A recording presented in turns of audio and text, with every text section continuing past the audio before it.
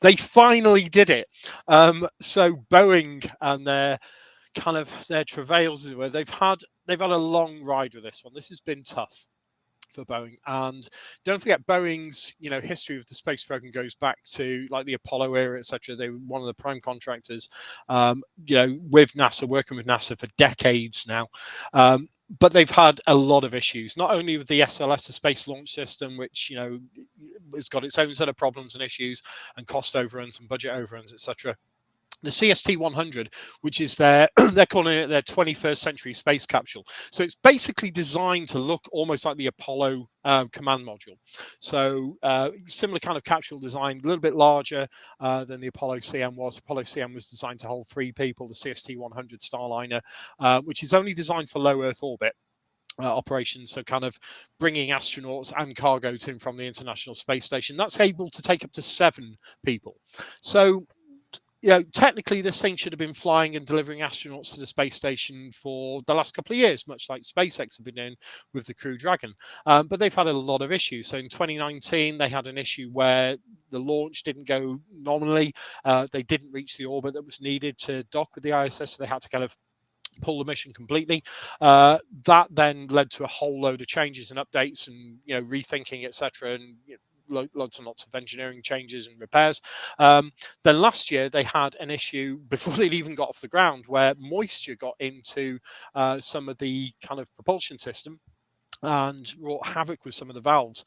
So it's not been an ideal few years for Boeing in terms of costs, etc. And then you've obviously got all Boeing Airlines issue with the 737 Max and the tragedies that have happened there. So they're not having a good time of it. Let's put it that way. So this one, OFT2, so this is Orbital Flight Test 2. So after the last one wasn't so successful, obviously it didn't work, and the one before that didn't work. This was their first kind of really serious attempt to get this, done and dusted. And it was pretty good. It's a 6-day mission. As I said, they'd had those 2 failures. So no crew on this one. It was, again, just an uncrewed kind of test flight. They did put Rosie Rocketeer, the mannequin, on board. So they put in a flight test dummy, as it were, strapped up to the eyeballs with all sorts of sensors, etc., to check things like G-forces and all sorts of things, make sure that it is going to be a comfortable ride for the between 4 and 7 astronauts that the thing is able to take, depending on what they've got in terms of cargo and crew configuration. So this one was predominantly designed to deliver cargo up to the ISS. It still had issues. So as it was approaching docking, they had realized that one of the thrusters that was designed for orbital maneuvers and its backup had both failed. So this caused a whole slew of issues, and they had to change. If anyone was watching the live coverage, there was a bit of a kind of standoff between the CST and the ISS for quite some time. That wasn't just down to the thruster issues, though. There's a docking ring, and the docking ring also didn't deploy on time. So they had that basically, which delayed the docking by an hour. So they've still got some things to iron out. Then it docked successfully. The crew on the ISS basically did a tour inside, checked Rosie's health status, did their crew cargo transfer, etc. Probably got rid of some of their rubbish, sent it back down. Then, I mean, the whole advantage with this, as opposed to Apollo was always designed really for a splashdown, for a landing in water. 3 parachutes, although if you remember with Apollo 15, only 2 of them worked, but it was designed for that. It was designed to take it. So you've got a combination of, again, 3 parachute system with this, plus the kind of retro thrusters that you have on some of the Soyuz spacecraft when they come down. And it's designed to be able to land on a hard surface without too much of an impact felt by the crew. And you look at obviously what Blue Origin are doing and even what SpaceX are doing in terms of their reusability and their, especially in Blue Origin's case with the capsule, landing, as it were, very similar technology, very similar concepts. The problem is, after it landed, it was leaking hydrazine. Now, hydrazine's not something you want to be anywhere near. There may be, because of these issues with the docking ring and the thrusters and the hydrazine leak, there may still need to be an uncrewed test flight. Who knows? I mean, they're hoping not. They're hoping that the next flight will be a crewed flight, because it's, this is a $4.3 billion contract that Boeing have got with NASA. And, this is supposed to be delivering, as I said, SpaceX have been delivering now for 2 years, crew with Crew Dragon, and their success rate in terms of launch and land and relaunch, to quote the famous song parody that was done about SpaceX, is now people don't even bat an eyelid. You know, if SpaceX blows up, it's more of a story than if they land. It's kind of, they just do it. They just land all the time, and pretty successfully. I don't know what you think, thoughts on this, Terry, in terms of Boeing's, long-term prospects against SpaceX, because SpaceX, don't forget the costs. SpaceX have driven the cost down astronomically, pardon the pun, and this thing's still only designed for 10 missions. Yep. So after 10 missions, you can't use it again. Whereas SpaceX, their cadence at the moment on some of their launches is up in that kind of number. So, and they're coming back obviously for atmospheric re-entry, refactoring, repurposing the spacecraft and launching again. So now in, what was it, a 2.5, 3 week turnaround? It was something ludicrous recently. I've forgotten the exact numbers. I don't know what your thoughts are, Terry, on Yep. Boeing's kind of future with this, but Yeah. The thing is about this, while it is to be reusable up to 10 times, which is 10 times more than Apollo, it's a 6-month turnaround, apparently. yeah, So, so they need several of them on the go.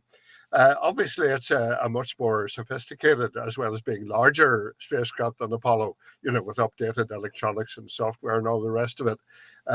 So I suppose there's more to go wrong than there was on the Apollo, the main command service module, and the actual conical bit that this is based on, which comes back down to Earth.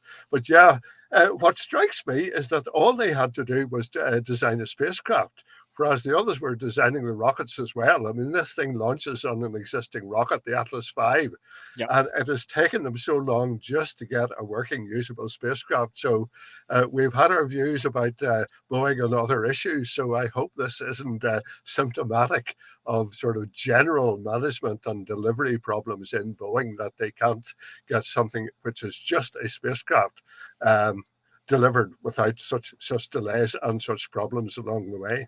Well, the thing is, I mean, they've built it in this kind of zero weld concept. I mean, it's really quite neat in that the structural integrity of it, due to the nature of how it's been designed, should be quite good. But again, as you said, you've got so many potential failure points, as it were, compared to, I mean, obviously with Apollo, you had 6 million unique components on the Saturn V and the command and service module, and they had to have a 99.97% kind of reliability rate. And obviously still we had, there were issues with Apollo 16, with Apollo 14, there was issues, obviously clearly issues with Apollo 13. I mean, things went wrong on most of the Apollo flights. I think the Apollo 17 and 10 were pretty much the only ones that didn't have any major issues of any description. So things can go wrong. And I've always had a problem with touchscreens in spacecraft. The whole notion of like crew, if something starts going awry, like, we had with the Gemini mission with Neil Armstrong and Dave Scott, when they were going into a, what was it, 2 revolutions per second tumble. Yeah, that's On the horrendous. it was horrendous, exactly. And if you've got crew floating about and suddenly a thruster gets stuck and you start spinning out of control and you've got touchscreens everywhere, I mean, yes, it's autonomous. You can completely shut down the touchscreens. You could robotically control it from the Earth. But my problem with it isn't so much with low Earth orbit operations. Low Earth orbit operations, you've got like a few hundredths of a second between, detection of an issue and a potential shutdown. If you've got long duration missions going out to Mars using similar kinds of technology and you have an issue then, we'll go on to this, I think, with one of our latest stories. I think there's still some serious hang-ups here with, we've looked into this, we've researched some of this in work, and the whole issue with touchscreens. And if you've got, say, a mission out to Mars where you've got potentially 20-minute plus, lag times between what ground operations are even going to detect and something going wrong on the spacecraft, I think there's something to be said for the analog nature of Apollo. there's something, yeah. And it's interesting in the chat. Hi, Chris. Nice to see you here. Yes, most of the essential functions on Dragon do have physical buttons, but it's like with the Apollo guidance computer. I don't know if you know the story of the Apollo guidance computer and the whole, thing with Margaret Hamilton and the testing side, when basically the P00 command, and she was programming it to not enable it to be done, despite Eldon Hall and various other people in a command chain and line management working on the AGC saying, well, it's never going to happen, these are trained pilots. It did happen, obviously, on Apollo 8. Jim Lovell admitted you can accidentally key in commands, and that's with something that is big, chunky physical buttons with the old AGC, and still you can human errors there. So I think you're right, Chris, that having the physical buttons is one thing, but the old Apollo era spacecraft, you've got these massive switches that were guard. I mean, don't forget they had guards on them, had rail guards on them as well to avoid these accidental kind of misfirings of thrusters or whatever. So it's going to be interesting. It's going to be interesting to see where Boeing go with this. They've got to get it right soon, though, or SpaceX are just going to completely dominate Yeah. space. As it The were. thing is, this one is designed only for LEO. Yeah. Whereas Musk, as we know, has aims for both the moon and Mars. But anyway, of course, there's the classic example of what happened with Aldrin and the switch on the LEM to fire the ascent engine, where Yeah, with the even with pen. Yeah. their best efforts, they broke one of the switches. So that's the stuff of nightmares. But it's the best after dinner story ever. I think how you launch off from the moon using some people say it was a barrow, other people say it was a felt tip pen, other people say it was a pencil. But anyway, basically that's what they used to get off the moon. Well, that's the thing as well. If you have kind of any rapid depressurization of the command module for whatever reason, and you've got anything like that that could go wrong, or screens crack. Yeah, I mean, obviously they're tested for these zero pressure environments, but as you said with Starliner's not really designed for anything other than just simple transfers to and from the space station. If that was to have a rapid depression, I don't know. I'm not a Boeing engineer. If any Boeing engineers want to chip in, definitely. Yeah, Buzz broke the breaker. This is true. Well said, Chris. There's also a great story about wedding rings floating out the capsule, but on one of the other Apollo missions, but we won't even go there. I like it. I do like the design of Starline. I'm just looking at it now, and it is beautifully elegant, and it is very reminiscent, especially of the boilerplate Apollo command modules. If you ever go to Arizona to the Barringer crater, they've got one of the boilerplate test articles for Apollo, and it's very, very similar in its kind of elegant simplicity and design. And I said with this zero weld approach that they've taken, looks very good. Another good point is, Chris has made their Starliner can't offer non-NASA commercial launches. Yes, obviously. I mean, this is the other advantage. SpaceX seemed to be, he's got his commercial head on. I mean, that's the thing with Musk. Twitter issues aside at the moment and what's going on there, and certain stocks tanking and crypto and all the other things that he's involved in. From a space perspective, he seems to really have his head screwed on in terms of where he's heading, what he's doing, and how he's going for it. And we've still got Starship to come, potentially going orbital within the next 6 to 12 months. So Boeing are definitely lagging behind. But if it gives NASA, obviously in these strained times with what's still happening in Ukraine, we're over 100 days now into the whole horrible situation in Ukraine, and the fact that whilst Dmitry Rogozin is still in charge of Roscosmos, nobody's ever going to work with Roscosmos ever again. Whilst Putin's still in charge of Russia, nobody's going to work with Russia ever again, full stop. And if they do, they're morally bankrupt. It's that simple. So they need this. NASA and the West needs more capability of this kind. So all power to Boeing to get it running, but they, it's not the last chance saloon, but they've really got to get their act together now, in my opinion. But there we go. Yeah, Anyway. and if they ever have to do an emergency exit from the ISS, the fact that this holds 7 means they can all get back down to Earth in one go. So absolutely, yeah. But it's like, if you look at the Skylab, one of the planned missions for the Skylab recovery was to, I think it was 6 they were going to get into, or 5 they were going to get into an Apollo command module, thinking how small that is just by modifying the seat configuration. So that's an interesting one. Things anyone, I'm just reading through the chat here. Sierra Space Dream Chaser. I had a really good chat with Buzz Aldrin years ago. So a conference in America called Space Fest. And Buzz was in one of his Buzz grumpy moods, and everyone said, "Oh, because I chat to all the Apollo guys," but Buzz was the one that kind of people kept saying, "Don't go near Buzz." So I just went up to him and I started talking to him about Snoopy and the hunt for Snoopy at the time, and we were looking for it. And he went, "Oh, sit down."